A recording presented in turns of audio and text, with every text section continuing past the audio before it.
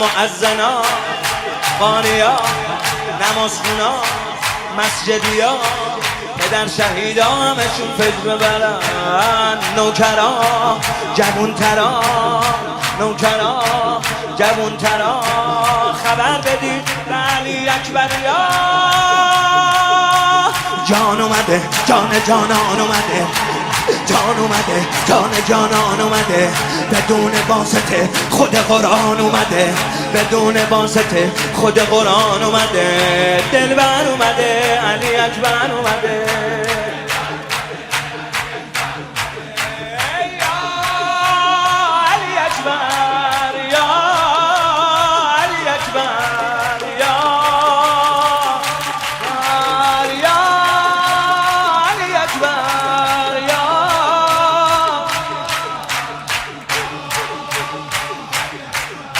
پدران پسران آقازاده ها با اصالت ها هر کسی که غلام خونوادته ریش سفیدا قدیمی ها خبر بدید به علی اکبریا یار اومده کسان کار اومده یار اومده کسان کار اومده برادر زاده علمدار اومده برادر زاده علمدار اومده دلبر اومده علی اکبر اومده یار اومده یار اومده کسان کار اومده یار اومده کسان کار اومده برادر زاده علمدار اومده دلبر اومده علی اکبر اومده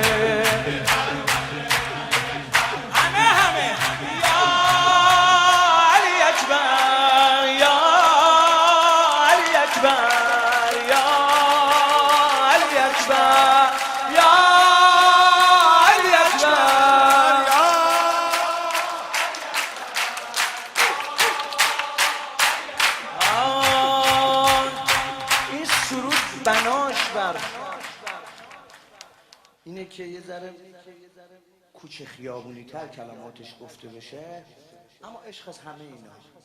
سفره دارا لوتیا اهل دلا داش مشتیا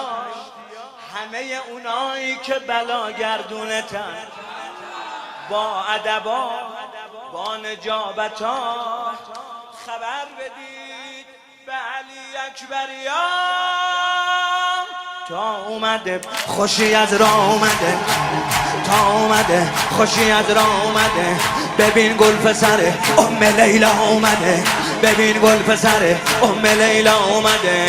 دلبر اومده علی اکبر اومده